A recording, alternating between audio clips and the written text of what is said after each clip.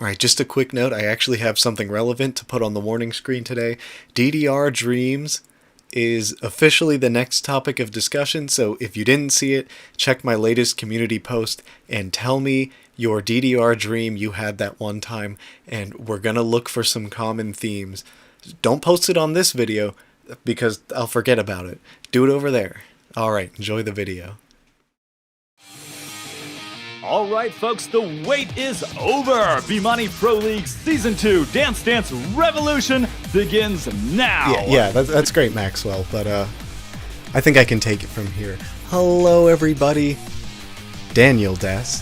Now, throughout the course of the Bemani Pro League, we got to see some great DDR action from our 8 teams, and with that came 8 brand new team theme songs, because they knew that I needed something to talk about this week. So that is what we're going to be looking at today. The main thing to note is that every one of the BPL theme songs are level 17, and that makes sense. If 18 is the de facto boss song difficulty, 17 is like the mini boss.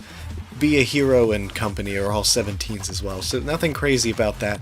The issue is that it's unclear whether or not that was communicated to the artists themselves. So now we have the step chart designers, the chartistes, if you will, stonewalling themselves into that difficulty rating, and in many cases trying to fit a square peg into a round hole. So obviously the suitability of that difficulty is gonna play a huge part in how I rate the chart itself as a whole.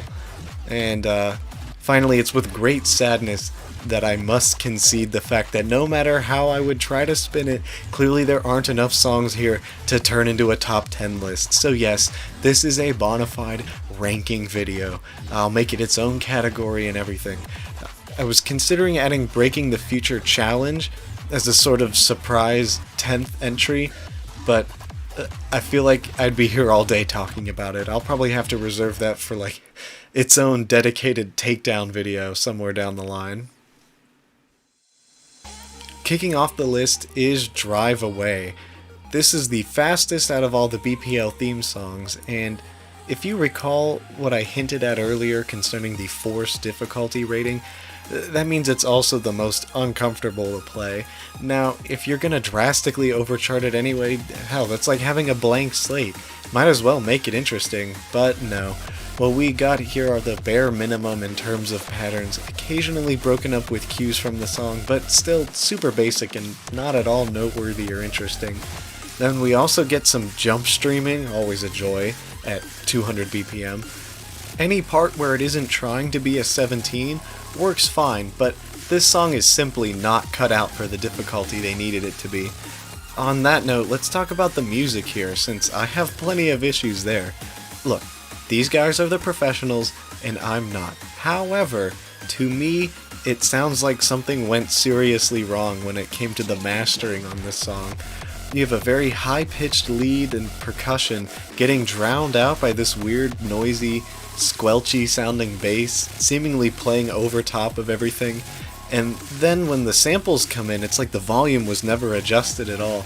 Not sure how weird I'm sounding if you aren't like a musical person, I don't know. The worst example is right here.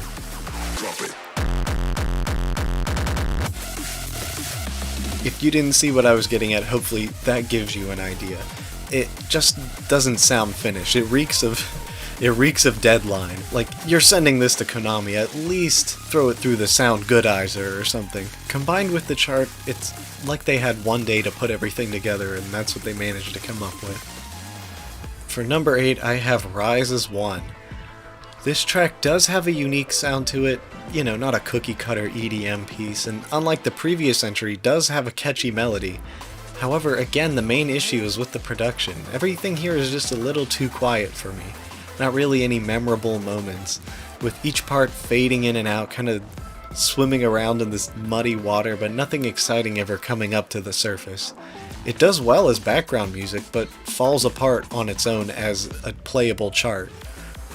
The chorus in the middle, I would say, is the most realized part, then it switches over to hardstyle and I sort of come to the conclusion that I'm just listening to the bargain brand version of Give Me. Once again, this is another overcharted mess. It does have its moments, like when we do hear some intricate percussion like breakbeat sections, but beyond that, there's really nowhere to logically throw in all the required 16th notes. And it doesn't stop there with this song. We have a whole variety of unfun patterns. How about insane step jumps? How about just jumps? How about jacks into jumps, into rapid crossovers? Yeah, this chart has everything you need to sprain your ankles if Breaking the Future hadn't already accomplished that. Next up is Glow the Crown. Now, I have to admit, some of these songs are like in one ear and out the other. I kind of forgot this track was on the list. It does have a sort of generic hardcore sound profile, especially compared to everything else we'll be talking about. The name is notable, at least, well, in terms of how nonsensical it is. But remember, this is from the person who made, yeah, look at these. Feel the Beat, Get on the Floor, Take Me Higher. These are nothing. I think even Konami wanted to bury this track. The song packet comes in as just his 3 Hinabitter songs to go with it. Okay, so the point I'm trying to make is this sound is way too forgettable. The melody is too slow to really stick. Oh yeah, and this Vox section sounds like a crying toddler.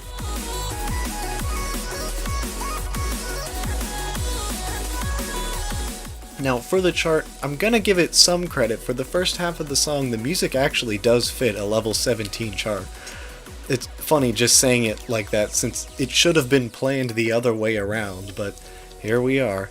My theory is that whoever made these charts was given the directive to make it a 17, so when the music in fact does allow that to happen, there is a certain level of care taken, but then when it's impossible to even pretend like the arrows go to the beat, like in the second half of the song, then everything falls apart. Also, there's too many crossovers. Not really gonna affect the rating. I just don't like them. Alright, and to cap off the back half of the list, we're gonna throw in Breaking the Future Expert. This song is pretty much an anime opening. I will reiterate the fact, in my level 20 video, I said it should be done by ARM, and it was. I said it should be a dystopian future technology theme, and by God, if you read the lyrics, I literally could not have been more correct about that. And then, what did I say after that? That'll be $10, plus a basic course subscription. Have fun. Whoops. Sorry guys, I think Bemani might be listening in. Well, don't let any of that distract you. Breaking the Future is, by all measures, an amazing boss song, but, like, what is it the boss of? All you have to do to unlock it is pay money. Is it the boss of the BPL? Maybe they could have done what they do for all the Sound Voltex tournaments, where the finalists have to play the brand new super duper song. Though, if they were playing the challenge chart, I assume they'd have to have an ambulance on standby. The chart this time around isn't terrible, but it suffers from a lot of the same problems as the challenge chart. Instead of the crazy triplets, the drum kick pattern, it's just eighth notes, which is easier on your legs, but I don't know if it's hypocritical to turn around and say that now it doesn't line up with the song. Even though clearly that's not an option. It's still overcharted for a 17, like, why do we need all these jumps? Stuff like that. Though it isn't as egregious as the challenge chart. This leads me to believe that the whole level 17 plan was in place even before the BPL songs were released.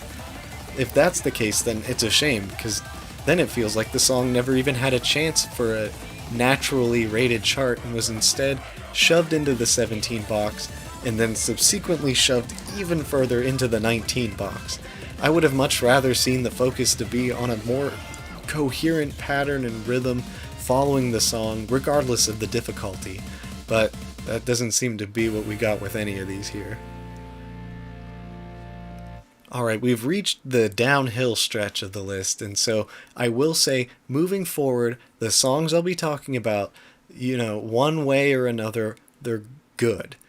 You didn't think I was going to be negative this whole time, right? Let's move, we keep it moving, into number 5, which is Aria. The music here is pretty interesting. I would say it's a breath of fresh air in terms of the concept. We've got orchestral sounds at the beginning to give it a sort of artcore angle, then into the bass drop, and then a guitar solo, and it keeps going like that the whole time. While it is an impressive showcase in some sense, I can't help but feel like there may have been too much on Zuna's plate here. Since none of those themes really get any time to develop and stick in your mind, I'm not saying you have to pick between orchestral instruments or dubstep bass lines or weird rave vocal samples or whatever, but when you try to throw everything in there, you run the risk of watering down the identity of the song. And we can talk about the chart now, since I believe for the first time on this list, the notes actually do line up with the music. And it's done pretty well. That's, again, props to the music itself for sort of constantly having something happening. There's triplet bursts, little foot switches, and a whole load of stutter gimmicks and slowdowns. For my taste, it's way too many, but it really has so many, it just circles around to just being a gimmick chart, like Orca or New Era or something. So it then comes down to whether or not you're a fan of gimmick charts. Another good thing this chart has going is the relative lack of ankle breakers compared to the previous songs. There's a particularly cruel pattern at the end though. Still, overall not a bad showing. Next up is Abrupt Madness. I'm torn when it comes to the music, don't get me wrong, the song is spectacular, but I feel like I've heard it all before coming from Mame Udofu. The chiptune leads, the jazzy chord progressions, all work well, and at 185 BPM, it's just that touch faster and more energetic than some of the other songs. But maybe I'm just jaded and unappreciative, but nothing here particularly stood out or surprised me. It doesn't need to be revolutionary, but, you know, it's not the song's fault in the slightest. This is just my own character flaw, I guess. It's like if I complained that I ate at too many 3-star restaurants and now it's gotten old. Whatever, this whole list is subjective anyway. If you guys think this is the greatest song ever made, you'll let me know, I'm sure. The steps, on the other hand, are another story. Maybe the chartiste in this case couldn't really make out the melody or the bass line or any solid rhythms, and to be fair, there's a lot going on in this song, and so they struggled to nail down any patterns that properly line up with the music. And it's a shame because, in my opinion, this song has no issues fitting into the level 17 framework set out for it. If anything, honestly, it could have been harder. There's actually no gimmicks in this song for a change. Don't get any funny ideas, I just thought it was worth noting. There's some wacky crossover patterns that jump scare you and then never show up again, but other than that, it's pretty straightforward. The problem is a lack of consistency. It felt like they made each measure of the chart and then forgot about it and moved on. And if they went in with a more cohesive, bigger picture approach, it could have been done better. Number 3 is Chromatic Burst. This is by far the grooviest, funkiest, and most unapologetically British song on the list. I might be a little biased since I'm a huge fan of Jakazid for like as long as I can remember, but he has the secret formula. The samples are out of this world. If we think back to tracks like Glow the Crown and Aria, the use of samples and little vocal chops here and there can come off as a bit awkward and out of place. Here, they're right at home and only add to the charm. This song oozes personality and old school cool, I suppose you could call it. That foundation gives Chromatic Burst a clear vision, but what seals it is having a wonderful melody and chord progression on top of that. Overall, an absolute joy to listen to. And obviously there's no way to talk about the chart without putting the spotlight on the rather unique gimmick, that being the entire chart is pretty much one big crossover. There's more time spent crossed over than not. There's 180s, hell, there's whole runs of notes while facing backwards. Now, I'm a little torn. On one hand, I really don't enjoy crossovers that much, and I'm not sure who out there would look forward to a chart that's nothing but crossovers, but this sort of challenge to the chartiste, sorry, last time I'll call it that, it gave the designer a clear objective that required meticulous attention to ensure that all the crossovers resolve properly. So in the end, this ridiculous experiment in fact improves the quality of the chart, as well as providing some ungodly abominations of patterns that we will likely never see again. Does that make it fun? Not really. And with the crossovers becoming only more elaborate and esoteric as the song progresses, it gives rise to the main problem. If you get tripped up at any point during one of these patterns, Typically you can reset your feet and keep going, but imagine the crossover just goes on forever, and now your feet are in the wrong spot over and over again with no way of knowing when it will go back to normal. It's a blessing and a curse for sure, but if a 17 with nothing but crossovers is your kind of thing, then you'll probably have the time of your life, and you may want to talk to a psychologist about that. Now, this next one was really difficult to rank in terms of the music since Complete Game Victory is so vastly different than every other song on this list. Anytime this track came on during the BPL, I was instantly captivated. You can tell immediately after hearing This Is My Last Resort that it was Numb and Dub. And yes, it sounds like it should be Numb and Dumb, but it's not, it's Numb and Dub. This song is a legit headbanger with a very gritty, distorted sound, which is something you don't see all too often these days.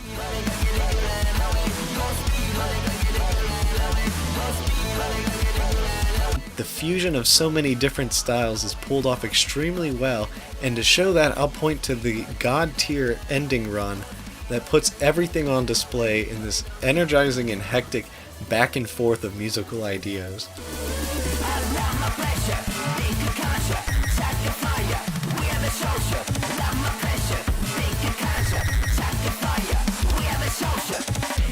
For me, this is almost as big of a win you can get for a standout DDR song, but I do have to dock points for times that it does seem to drag on. For a song that's constantly moving back and forth with new ideas, when it reaches the chorus in the middle, everything seems to slow down and repeat just for a bit too long. And finally, the ending. It's at least twice as long as it needs to be.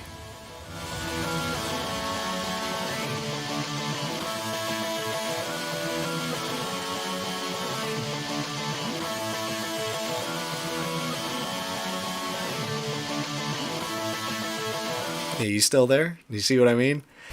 The real problem is that it means that as a result, the chart also drags on in those same sections. That's when the energy kind of dies down, but when it's turned up, you can really tell they had fun making this chart. The fast rhythms in the song itself are definitely suited for the difficulty, and finally the step artist had a chance to just let loose on some of these crazier patterns. Like I said earlier, the ending has you standing around on the pad looking silly for 16 measures, but other than that, I don't have anything else to complain about here. And that means my top pick goes to Smash. Now, you might think I'm a bit of a cynic when it comes to DDR. Maybe I'm jaded after 20 long years of playing this game. Maybe I'm just trying to be funny on the internet. Or maybe I just don't have a soul. No matter the case, can we bring up the rating real quick? Yeah, there we go. Whenever I rate a chart a AAA, you gotta at least hear me out. There's so much care and attention to detail to the rhythms used here, like the insane offbeat section. First time I heard that, I was like, no way they're getting that part right, but they totally nailed it. They didn't feel the need to throw in any unnecessary curveballs to enhance the difficulty. This is definitely the easiest song on the list. Instead, they decided to go in the opposite direction with a big stream dump. It works perfectly to release all the built-up tension at the climax of the song. Smash is what I would call a show-off song. It has a clear start, middle, and end, great difficulty curve, and absolutely no filler. I mean, the drop happens 8 measures into the song. The whole thing sort of has this timeless sound design. Yeah, there's dubsteppy parts, but it really feels like this blending of new DDR with a brief return to an almost trance-like classic sound at the end. It doesn't try to cram down all these different genres. It establishes the main theme and expresses a variety of different ideas through that framework. Yeah, I guess that was a bunch of buzzwords. I don't know, it just feels good to listen to, and at the end of the day, the song and the chart are both really fun while focusing less on gimmicks and more on fundamentals, which is why I give it the top spot.